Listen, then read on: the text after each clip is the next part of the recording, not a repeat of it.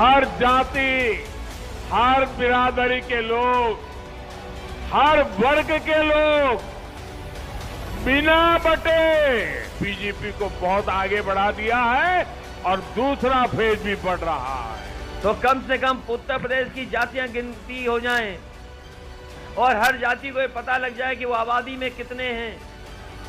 लेकिन ये सरकार आगे नहीं आ रही है।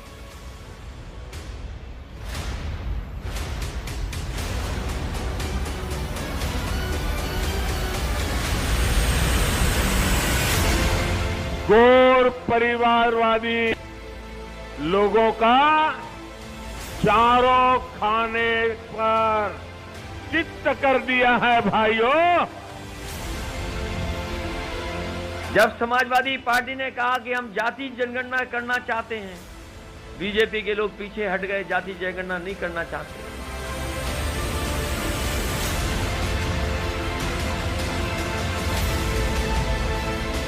और जब से पहले चरण का वोट पड़ा है, भारतीय जनता पार्टी के नेता कार्यकर्ता ठंडे पड़ गए हैं। जनता ने पहले चरण में उन्हीं लोगों को ठंडा कर दिया है।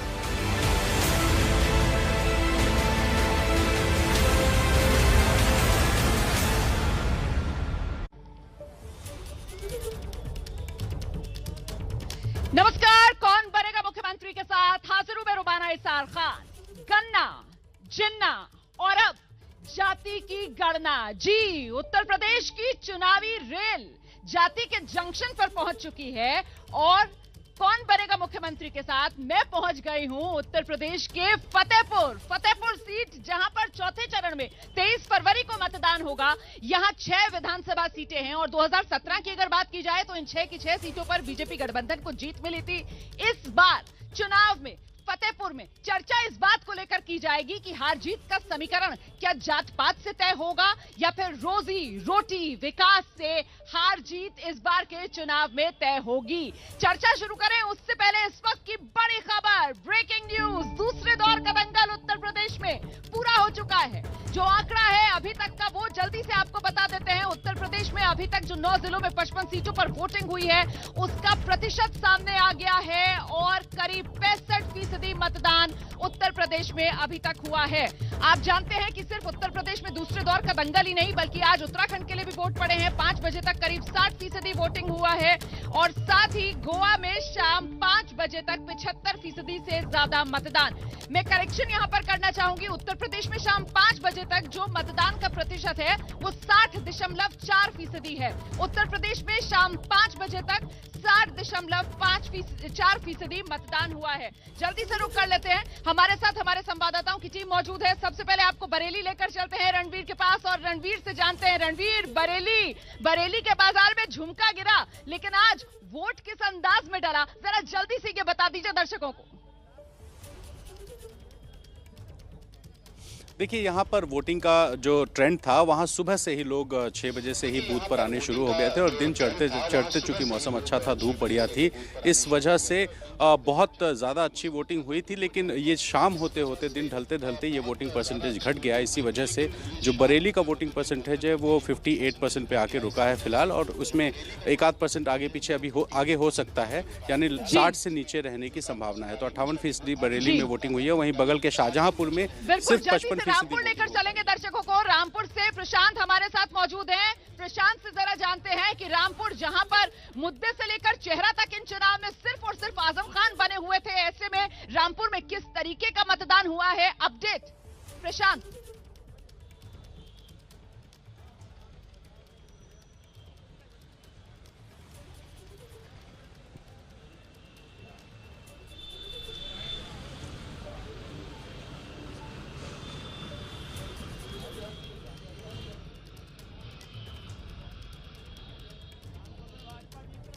प्रशांत से लगता है हमारा संपर्क नहीं हो पा रहा है। हम प्रशांत का रुख बाद में करेंगे, लेकिन इस बीच आपको सीधे लेकर चलते हैं देहरादून से। मेरे सहयोगी प्रफुल्ल श्रीवास्तव इस वक्त हमारे साथ मौजूद हैं। प्रफुल्ल, आर पार की लड़ाई उत्तराखंड देखता आया है, लेकिन इस बार आम आदमी पार्टी ने क्या मुकाबला त्रिकोणीय बना दिया है प्रफुल्ल?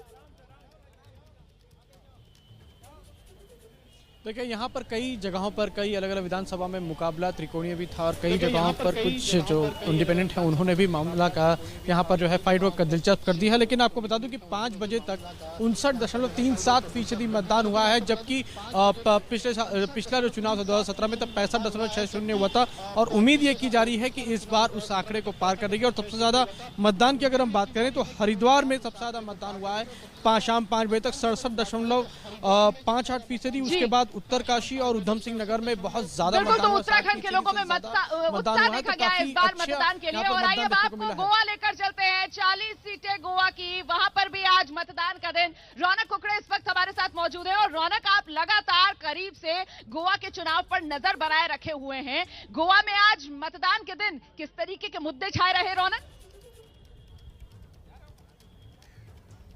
जी देखिए रोमाना, अगर गोवा की बात की जाए तो 40 सीटों पर बम्पर वोटिंग जो है वो सुबह से देखने को मिली है।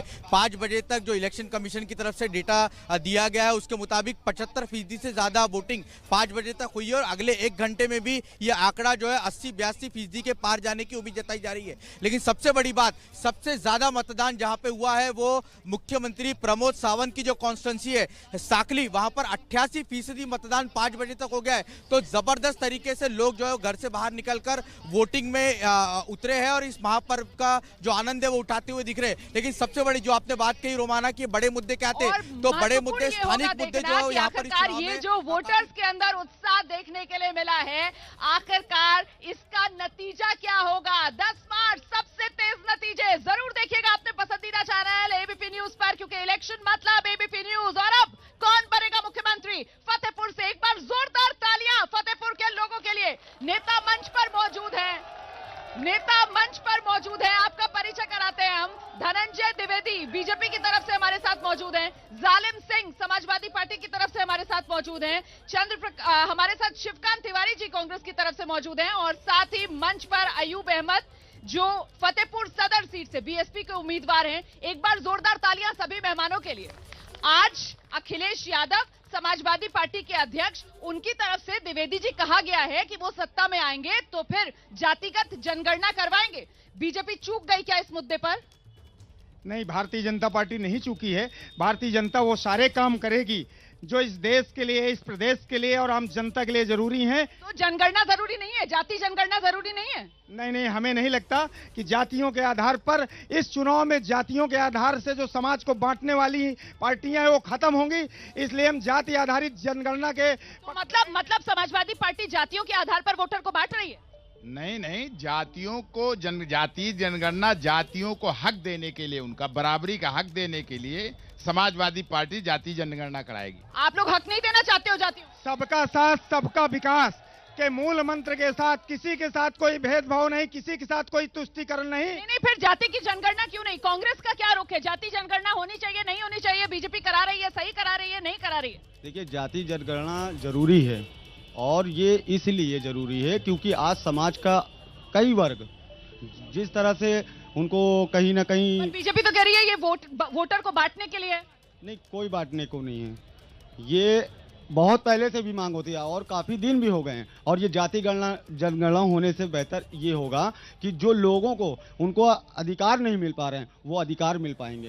तो बीजेपी की तरफ से अभी तक जातिगत जनगणना को लेकर जो कदम नहीं उठाया गया है और अखिलेश यादव कह रहे हैं वो सत्ता में आएंगे तो जातिगत जनगणना करवा देंगे, बीएसपी का क्या रोक है? बीएसपी पहली बात तो बहुजन समाज पार्टी ने पहले से कह दिया था कि अगर हम सत्ता में आएंगे तो जातिगत गणना जरूर बनाएंगे। दूसरी बात, आर्टिकल में अनुसूचित जाति अनुसूचित जनजाति ये मतलब बनाया गया है इसलिए ताकि जातीय गणना से, जैसे हमारे भाई साहब ने कहा कि सभी जातियों को जो वंचित है, जो शोषित है, जिनको लाभ नहीं मिला, सरकारी योजनाओं को लाभ नहीं, उनको लाभ मिलेगा। पर बीजेपी तो कह रही है सबका साथ सबका विकास सबका विश्वास सबका प्रयास भी जोड़ चुके हैं वो। ये सरासर झूठ है। अभी तक सरकार में ये थे, इन्होंने जाति गणना क्यों नहीं कराई? देखिए, फिर आपकी तरफ सवाल है, सब यही कह रहे हैं कि अगर वाकई में आप सबका साथ सबका विकास सबकी विश्वास की बात करते हैं तो जातिगत जनगणना क्यों नहीं कराई? हम गणना कराएंगे अपराधियों की, हम गणना कराएंगे भूमाफियाओं की, हम गणना कराएंगे समाज को बांटने वालों की और हम सम्मान देंगे जो समाज को एक सूत्र में पिरो करके इस देश को, इस प्रदेश को विकास के मापदंडों पर आगे बढ़ाएं। हम ऐसे लोगों की गणना कराएंगे। तो मतलब बीजेपी का क्या मुकाबला नहीं कर सकती है समाजवादी पार्टी? कानून व्यवस्था के मुद्दे पर, महिला सुरक्षा के मुद्दे पर, माफियाओं पर जिस तरीके से बीजेपी ने कार्रवाई की है, इसीलिए क्या आप लोग जाति जनगणना की बात कर रहे हैं? बीजेपी में ही सबसे ज्यादा माफिया है। फतेहपुर की जनता खड़ी है, पूरा माफिया बीजेपी में है। और माफिया आप तो कह रहे थे कि या तो यूपी की जेल में होगा या यूपी से बाहर होगा, ये कह रहे हैं बीजेपी में है फतेहपुर में। बहुत अच्छा, बहुत तो कह रहे हैं आपकी पार्टी में भी। हमारे साथी ने बहुत अच्छा प्रश्न किया, यह बात उठाई। अभी अभी हाल ही में इसी चुनाव के तुरंत पहले समाजवादी पार्टी के माफिया को भारतीय जनता पार्टी के जो सदर का प्रत्याशी है उसको जेल में पहुंचाने का काम किया है।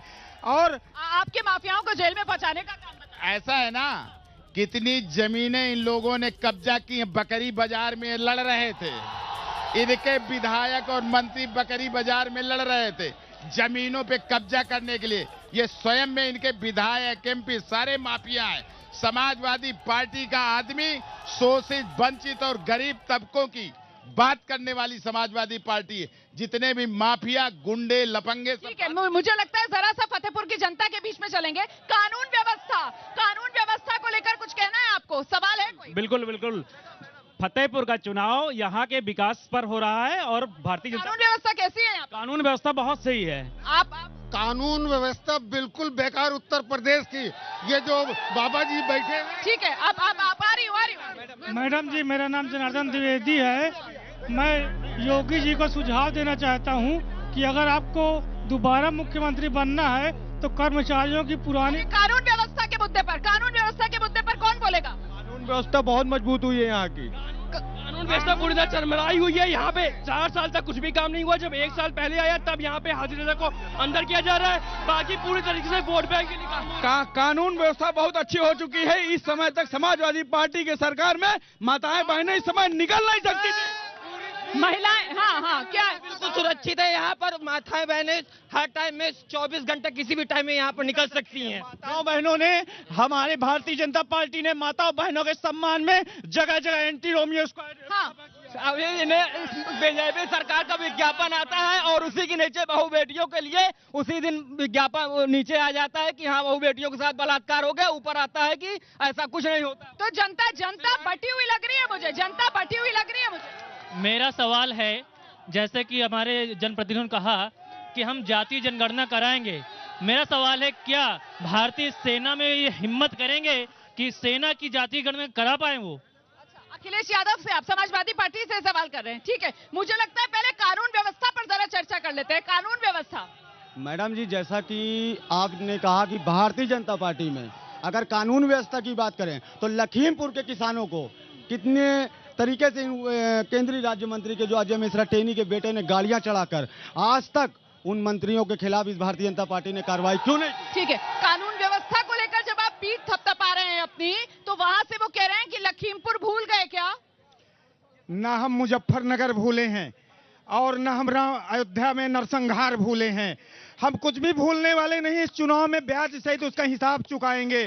और बता दूं आपको, नहीं, 1 मिनट पहले जितना बताया उस पर जवाब ले लेना। जालिम सिंह जी, आपने देख लिया, अयोध्या का जिक्र करके आप पर निशाना है कि इनके पास ना विकास का मुद्दा है। समाजवादी 55 लाख गरीब महिलाओं की पेंशन इन्होंने रोकी है, उसका जवाब जनता देगी। आप कानून व्यवस्था से पेंशन पर आ गए। कानून व्यवस्था पर आपके पास कुछ है नहीं कहने के लिए? कानून व्यवस्था ये है, इनकी कानून व्यवस्था यह है कि टेनी मंत्री बना हुआ बैठा है और उसका लड़का किसानों के ऊपर, निहत्थे किसानों के ऊपर गाड़ी चढ़ा रहा है। जवाब देंगे अब?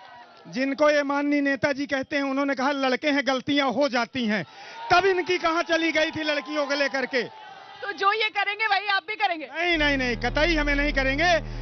जेल में गुंडे, इस भारतीय जनता पार्टी के सरकार में सारे गुंडे जेल में हैं। जो अभी रह गए हैं बचे खुचे, उनको भी हम 10 मार्च के बाद जेल में पहुंचाने का काम करेंगे। बीएसपी से कानून व्यवस्था बहुजन समाज पार्टी बहन कुमारी मायावती से अच्छा लाइन ऑर्डर किसी का नहीं था। अच्छे माफिया गुंडे, चाहे वो राजा भैया चाहे आतिक अहमद, सब जेल के अंदर थे। ये था बहुजन समाज पार्टी का। आप अपनी पीठ थपथपा रहे हैं कानून व्यवस्था को लेकर, लेकिन वहां से एक सवाल आया था आपके लिए, समाजवादी पार्टी के लिए, कि ये जनगणना कराने की बात करते हैं जातिगत, क्या ये सेना में भी करवाएंगे क्या अगर सत्ता में आ जाएंगे? ये सोच कहां जाकर रुकेगी? जाति जनगणना लोगों के आर्थिक, सामाजिक, राजनैतिक उत्थान के लिए होगी, उनके हक के लिए होगी। सेना जहां भी जरूरी हो समाज के हित के लिए, वहां पे समाजवादी पार्टी काम करेगी। इन मठाधीशों को, ये जो झूठे को, इनका कहां गए बुलेट ट्रेन, कहां गए इनके स्मार्ट सिटीज? देखिए झूठों को। ठीक है, बुलेट ट्रेन, स्मार्ट सिटी, विकास को लेकर क्या सवाल है लोगों के? एक एक करके किससे सवाल है? मैडम वो बीजेपी वालों से है। धनंजय सिंह आज खुलेआम जौनपुर में प्रचार कर रहे हैं, क्रिकेट खेल रहे हैं। वो गुंडे नहीं है क्या? या धर्म विशेष के लोग गुंडे हैं? मैडम सवाल किससे?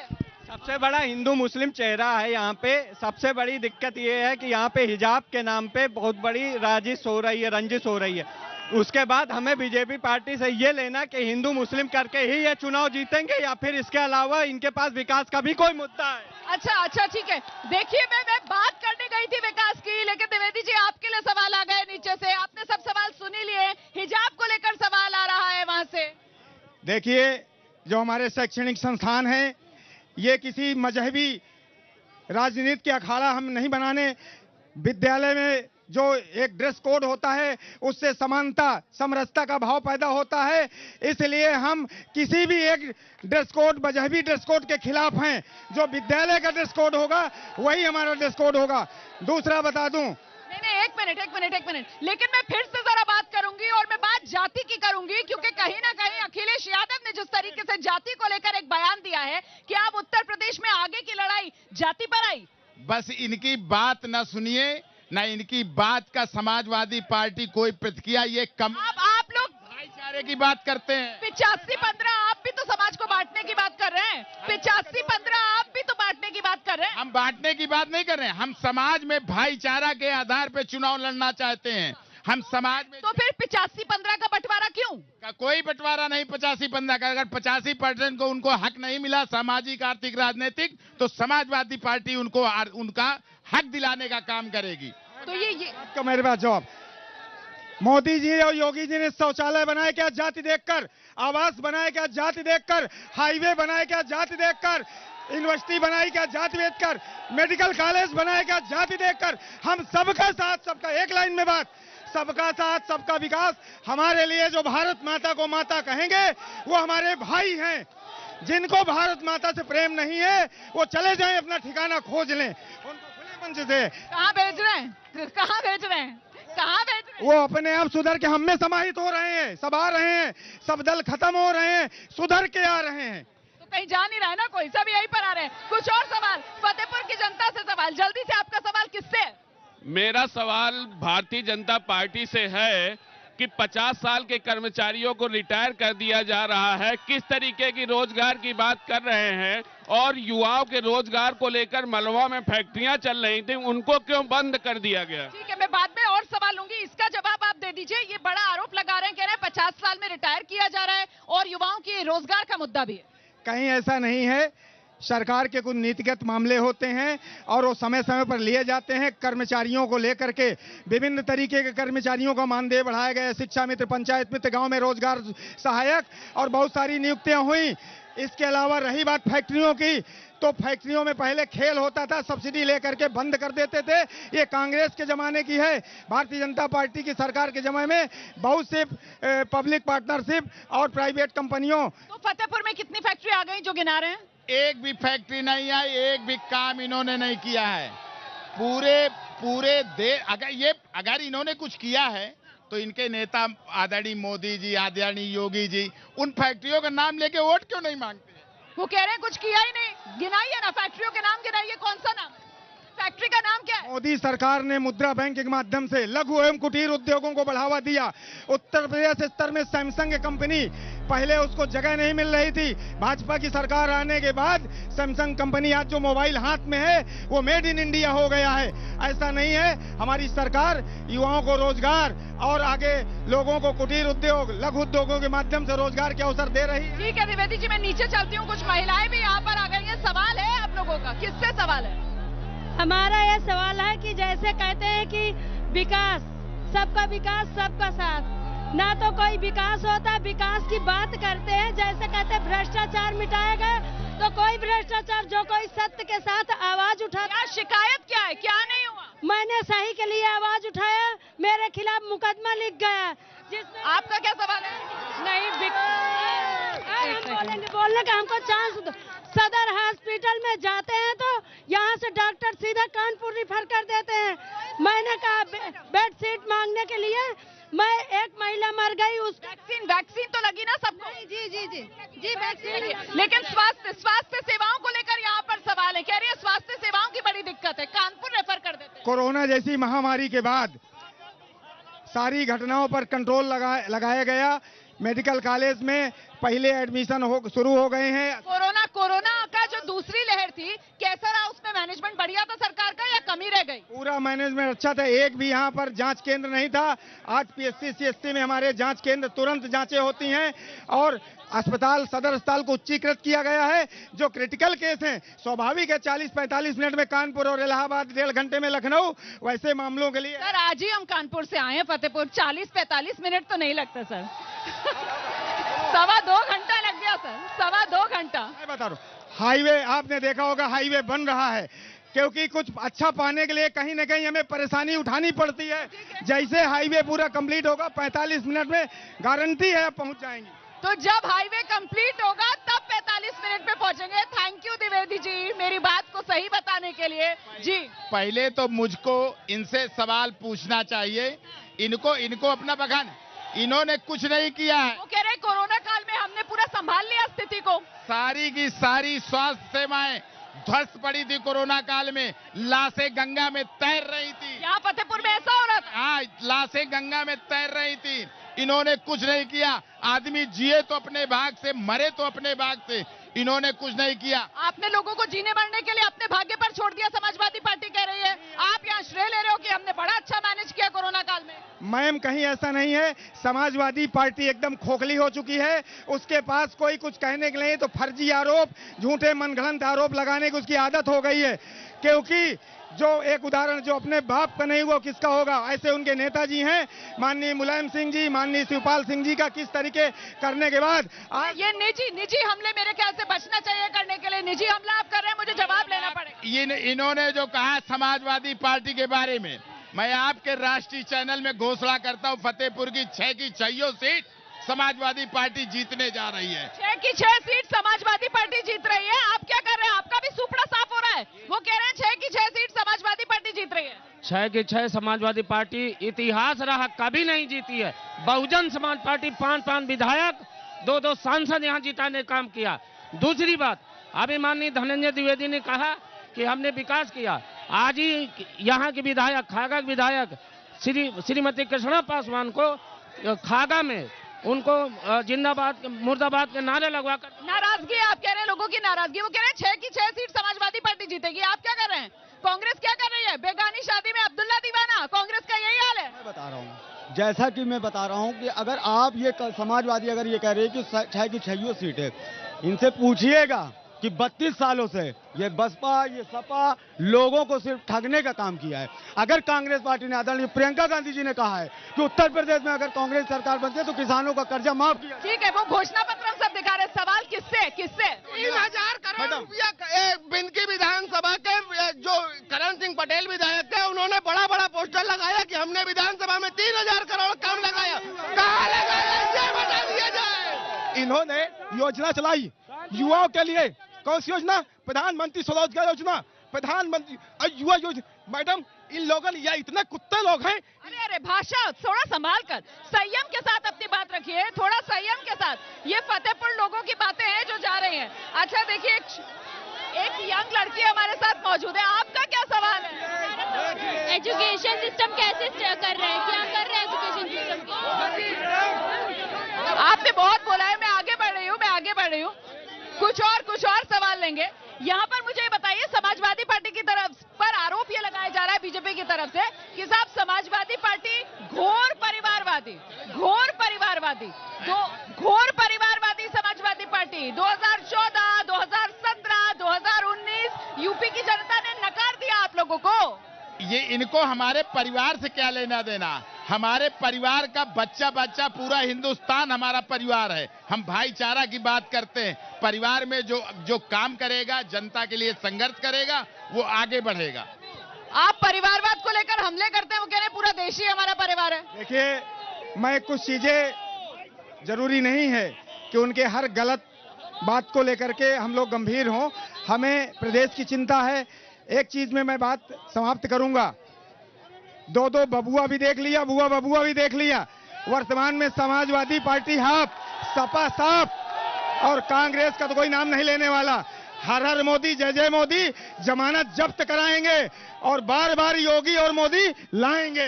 लीजिए, अब क्या कहेंगे? वो कह रहे हैं बुआ बबुआ, दो बबुआ, सब देख लिया। वो कह रहे हैं यूपी का मिजाज तो आपने सुन ही लिया कैसे। वो कह रहे हैं हर हर मोदी, घर घर मोदी, मोदी योगी। इनको चिल्लाने दीजिए। हर जगह पे अखिलेश यादव की फोटो जनता देख रही है। अखिलेश यादव इस उत्तर प्रदेश के चुनाव में एकमात्र विकल्प है। जनता ने अखिलेश यादव को तय कर लिया, चुन लिया है। ये अब कुछ बिगाड़ नहीं पाएंगे। ये केवल भाई भाई को बांटने के लिए आज वोट मांग रहे हैं और इसके अलावा इनके पास कोई चारा नहीं है। आप बांटकर जीत हासिल करना चाहते हैं। वो कह रहे हैं ये बांट रहे हैं भाई को भाई से। बीजेपी भाईचारे की सबसे बड़ी दुश्मन है, समाजवादी पार्टी आरोप लगा रही है आप पर। समाजवादी पार्टी के पास कुछ बचा नहीं है। हम लोग भाईचारा और भाईचारा तो उनके पास है ही नहीं। तीन लोगों को नहीं संभाल पा रहे हैं तो भाईचारे की बात क्या कर रहे हैं? किसको नहीं संभाल पा रहे? अपने पिताजी को, अपनी बहू को, अपने चाचा को, इन्हीं को नहीं अखिलेश यादव संभाल पा रहे हैं। अभी उनकी बहू हमारे यहाँ, बेटियां हमारे यहाँ सुरक्षित हैं। और कांग्रेस के लिए कहूंगा, जो एक नारा दिया गया था लड़कियों के लिए, उसमें तीन लड़कियां तो हमारे पार्टी में आ गई। अब बचा क्या उनके पास? बताइए। बहू अपर्णा यादव, छोटी बहू, वो बीजेपी में चली गई। वो कह रहे हैं महिलाएं सुरक्षित है ना योगी राज में, इसीलिए ऐसा हो रहा है। हमारे लिए समाजवादियों के लिए 55 लाख गरीब महिलाएं, वो हमारे परिवार की बहू बेटियां हैं जिनको गरीब समाजवादी पेंशन दी जाती थी। हमारे लिए लेकिन परिवार की बहू तो चली गई ना। परिवार की बहू, वो परिवार की बहू कहीं नहीं गई। सारा पूरा उत्तर प्रदेश हमारा परिवार है समाजवादियों का। ये एक बहू गई, 1000 बहुएं आ जाती हैं। एक बहू गई, 1000 बहुएं आ गई। लेकिन वो कह रहे हैं लड़की हूं, लड़ सकती हूँ, कांग्रेस कहती है। और वो पोस्टर वाली जो लड़की है वही बीजेपी में आ जाती है। देखिए, ये ऐसा है कि ये आज प्रदेश की लाखों महिलाओं की बात कर रही है प्रियंका गांधी, किसी एक महिला की बात नहीं। और ये बात करेंगे भारतीय जनता पार्टी वाले, हाथरस की बेटी को भूल गए और नाव की बेटी को भूल गए। ये बताएं उनको न्याय आज तक क्यों नहीं दिया गया? हाथरस की बेटी, उन्नाव की बेटी, उन्हें इंसाफ क्यों नहीं मिला? सवाल आया वहां से आपके लिए। आप महिला सुरक्षा की बात करते हैं। किसको? हाथरस की बेटी, उन्नाव की बेटी, रात के अंधेरे में बेटी को जला दिया गया। देखिए, हमारे उसमें हम कानून में बाधा नहीं बनते। कानून अपना काम कर रहा है, प्रशासन हमारा अपना काम कर रहा है और सरकार अपना काम कर रही थी। उन सबको जिनके साथ अन्याय हुआ है, कहीं भी हुआ है, उन सभी बेटियों को न्याय मिलेगा। ये काम लोकतंत्र का, संविधान का गला घोटने का काम ये लोग करते थे। हमें पूरे संविधान पर, कानून पर विश्वास है। वो कह रहे हैं कानून अपना काम कर रहा है। किसानों का धान 1000 रुपया कुंटल बिक गया। इनसे पूछो कि क्यों बिका? ये तो आय दुगना कर रहे थे। किसानों की आय चौथाई नहीं बची, उसका ये जवाब दे। किसानों को डीएपी नहीं मिली, उसका ये जवाब दे। किसानों की फसलें, अन्ना, जानवर, किसानों को प्रधानमंत्री, उसका जवाब दे। ये प्रधानमंत्री सम्मान निधि जो मिल रही है किसानों को कोई सम्मान निधि नहीं मिल रही। खाली की खाली ये जो सम्मान निधि है आप जोड़ रहे हैं। किसानों का दान, जो हमको सम्मान निधि किसान नहीं चाहता। किसान चाहता है कि उसकी फसल का वाजिब दाम मिले। तो किसानों की जो समस्या है उसको आप नहीं समझ पा रहे। वो कह रहे हैं दान दे नहीं रहे, सम्मान निधि का ढिंढोरा पीट रहे हैं। किसान सम्मान निधि डीबीटी के माध्यम से किसानों के खातों में जा रही है। हमें इनके प्रमाण पत्र की जरूरत नहीं है, क्योंकि पहले कोई भी सरकारी योजना का लाभ मिलता था उसमें दलाली जाती थी। आज योगी जी, मोदी जी ने सीधे खाते में धनराशि भेजकर दलाली बंद की, जो कि अब आने वाले समय में दुगना हो जाएगी। धान में 25 किलो की कटौती हुई, 25-30 किलो भी इनके कांटों पे। और जो एमएसपी और बाजार रेट का अंतर था, बीजेपी सरकार के दलालों। ठीक है, नेताओं के वादे, नारे सब आप सुन रहे हैं। पीछे हो जाइए, पीछे हो जाइए। जनता के बीच आ रही हूँ सवाल के लिए। किससे सवाल? मेरा है कि नारा अखिलेश आएगा दोबारा। आपको बता देना चाहते हैं, हम ज्यादा बात नहीं करना चाहते हैं। 10 तारीख के बाद सारी गर्मी खत्म होने वाली है और हम हिंदू अब जाग चुके हैं। अभी तक अन्य सरकारों में हम सोए हुए थे, अब हम कभी भाजपा को नहीं छोड़ेंगे। भारत माता की। ये जो आप यहाँ पर बातें सुन रहे हैं, आज प्रधानमंत्री नरेंद्र मोदी की तरफ से कहा गया कि साहब जात वर्ग के आधार पर वोटर बटेगा नहीं, ये पीएम कह रहे हैं। और आपने यहाँ पर लोगों की बात सुनी, वो आप ही से सवाल कर रहे हैं कि क्यों बांट रहे हैं। समाजवादी पार्टी सभी जातियों सभी धर्मों का सम्मान करने वाली पार्टी है। हम भाईचारा के आधार पर चुनाव लड़ते हैं, हम सभी जातियों का सम्मान करते हैं, सभी धर्मों का सम्मान करते हैं। हम संविधान हमारा मौलिक, वो कह रहे हैं हम सबका सम्मान करते हैं, हम बांटने की बात नहीं करते हैं। बांटने का काम बीजेपी करती है। कथनी करनी में इनमें अंतर है। हम जो कहते हैं वो करते हैं। हमने राम मंदिर बनाया है, अब सबके साथ सबके विकास के साथ राष्ट्र मंदिर का निर्माण करेंगे। इस पूरे देश में राम राज्य लाएंगे और भारत माता को परम वैभव के लक्ष्य पर पहुंचाएंगे। हमें इन सब की परवाह नहीं। सब कुछ तो यही किए दे रहे हैं, फिर आप क्या करेंगे? फिर जनता आपको क्यों चुनेगी? वो कह रहे हैं राम मंदिर का निर्माण किया है, अब राष्ट्र मंदिर का निर्माण करेंगे, सब ये कर देंगे। ये जो किए, ये चिल्लाते जाता है, करते कुछ नहीं है। ये चिल्लाते जाता है। समाजवादी होते ना तो इन्होंने जो मंदिर की धनराशि में उसके चंदे में जो घोटाला किया है वो जनता ने देखा है, समझ रहे हैं ना। समाजवादी लोग मंदिर भी बनाएंगे, पूजा भी करते हैं और नमाज। वो कह रहे हैं राम मंदिर निर्माण में भी घोटाला, बड़ा आरोप लगा रहे हैं आप पर। अब ये जो घोटाला की बात कर रहे हैं, ये अभी इनको कुछ भी मालूम नहीं है, क्योंकि ये तो राम भक्तों के हत्यारे हैं, तो इनको सब जगह पाप और कलंक दिखेगा। हम लोग राम भक्तों के हत्यारे, समाजवादी पार्टी पर एक बार फिर से वही आरोप लगा रहे हैं वो। हम जो बात करते हैं समाज के उत्थान की, हम समाजवादी पार्टी बात करती है व्यक्ति के सामाजिक, आर्थिक, राजनीतिक उत्थान के लिए। इनके पास इस बवंडर के अलावा कुछ नहीं है जिसपे समाजवादी पार्टी प्रतिक्रिया देना। ठीक है, कुछ सवाल लेते हैं। मैं ये कहना चाहता हूं, अखिलेश यादव के सरकार में हम नौजवानों के साथ खिलवाड़ करने का काम किया गया। जब बोर्ड की परीक्षाएं होती थी, नकल लेकर के मास्टर नकल कराते थे और ऊपर खिड़कियों से चढ़ के ऊपर जाकर। मैडम, इन्होंने सदर विधानसभा से चंद्र प्रकाश, रुक जाओ,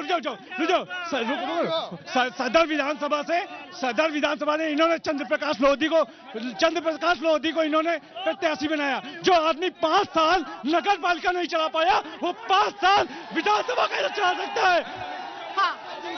मैडम, इन लोगों ने 1200 किलोमीटर गरीबों को पैदल चलवा दिया। भगवान इनके नहीं है, सबके हैं। देश को लूट लिया इन्होंने, ठगाई है, लुटेरे हैं ये। ये हिंदू मुस्लिम की बीजेपी हिंदू मुस्लिम कराती, बेरोजगारी पे कभी बात नहीं करती। पुरानी पेंशन बहाल हो। ठीक है। तो ये आप यहाँ पर फतेहपुर के लोगों के सवाल सुन रहे हैं। यहाँ पर लोगों की बड़ी शिकायतें आप लोगों से भी है। हाँ। ये टोटी चोर क्या विकास कराएंगे जो भारतीय जनता पार्टी कराएगी? ठीक है, आप सुन रहे हैं। आप पर आरोप लग रहा है कि साहब आपके समय में परीक्षाओं में धांधली होती थी। आप पर आरोप लग रहा है आप भ्रष्टाचार करते थे, और वहीं आपके लिए सवाल है कि आप सिर्फ और सिर्फ हिंदू मुस्लिम के नाम पर लोगों को बांटकर वोट पाना चाहते हैं। पहले आप जवाब दे दीजिए। इन्होंने मुसलमान देश के अल्पसंख्यक तबके में ऐसा भय दिखा करके उनको इतना पीछे कर दिया, जो कि विकास की मुख्य धारा से एकदम बाहर हो गए। माननीय मोदी जी उसी सबका साथ सबके विकास के आधार से सारे समाज को, जिसमें मुस्लिम समाज की है, उसको शिक्षा, उसको रूढ़ियों से बाहर करके उनका विकास कर रहे हैं। कोई भेदभाव नहीं किसी के साथ। आपका जो राज रहा 2012 से 2017 का, उससे लेकर बड़ी शिकायतें हैं यहाँ पर लोगों को। भ्रष्टाचार, टोटी चोर, पता नहीं क्या क्या कह रहे हैं। ऐसा है, ये चुनाव होने जा रहा है पिछले 5 साल के कार्यकाल का। जो किसान, इन्होंने जो आपने कहा कि नौकरियां नहीं मिल रही हैं, बेरोजगार हो गया देश, इन्होंने परीक्षाएं नहीं करवाई। ये बड़ा आरोप है भाई, रोजगार को लेकर ये बड़ा आरोप है कि आप एक भी एग्जाम नहीं करा पाए। भर्तियों में इतनी धांधली की बार-बार परीक्षा रद्द करानी पड़ी। पूर्व की सरकारों में जो परीक्षाएं हुई वो सब अनियमितता के कारण हाई कोर्ट, सुप्रीम कोर्ट के तहत पेंडिंग हो गई।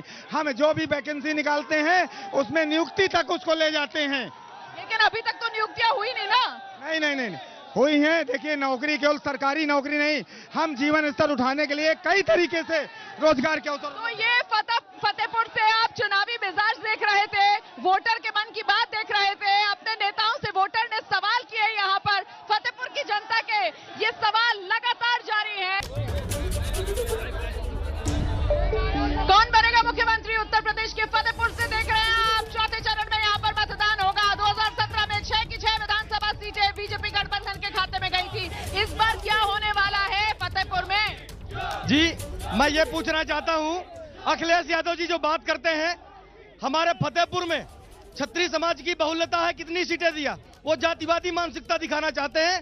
टिकट बंटवारे को लेकर सवाल, आप क्या कहना चाहते हैं? मैम, मेरा एजुकेशन के ऊपर सवाल है। जो जितने भी विकास भाजपा की सरकार ने किए, वो किसी सरकार ने नहीं किया। देश को बढ़ाया है और देश को उचित। आप खुश हैं मतलब बीजेपी सरकार से? आप? मेरा ये मुद्दा है कि अगर हम सरकारी नौकरी के लिए तैयारी करते हैं, ठीक है, तो उसमें क्या होता है कि प्राइवेटेशन जो लागू हुआ है, ये चीज यहाँ पे आ जाता है। और हम लोग अगर प्राइवेट के लिए इंटरव्यू वगैरह देने जाते हैं तो वहाँ पे नेपोटिज्म के आधार पे सिलेक्शन होता है, ठीक है, घूसखोरी भी वहाँ पे चलती है, जो लोग पैसे देके। सवाल क्या है? सवाल यही है कि ये बंद किया जाए प्राइवेटेशन वगैरह। घूसखोरी नहीं। मुद्दा क्या है आपका फतेहपुर में? मैम, मेरा सवाल ये है कि जब समाजवादी पार्टी सरकार थी तो कितने ब्राह्मणों को इन्होंने जिला अध्यक्ष बना दिया। आज ये बात करते हैं समीकरण की, कितने क्या ब्राह्मण का सम्मान है इनके आगे? 80 जिलों में एक जाति को लेकर सवाल है। सिर्फ और सिर्फ समाजवादी पार्टी वाले गुंडाई करते हैं। उसका प्रत्यक्ष उदाहरण अभी कुछ दिन पहले नगर पालिका के चेयरमैन द्वारा हुआ है। समाजवादी पार्टी को लेकर आपको शिकायत?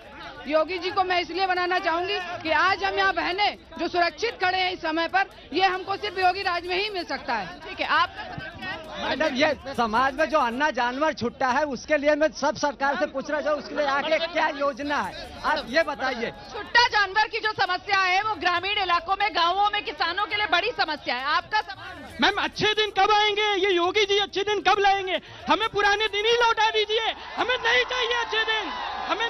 ठीक है, आपको शिकायत है योगी सरकार से?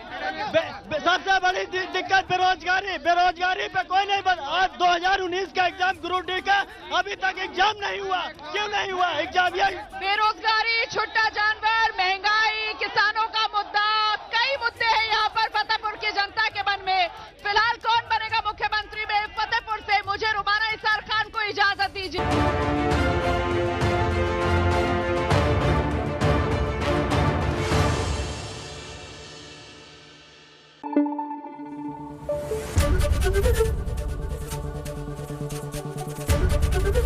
एबीपी न्यूज आपको रखे आगे।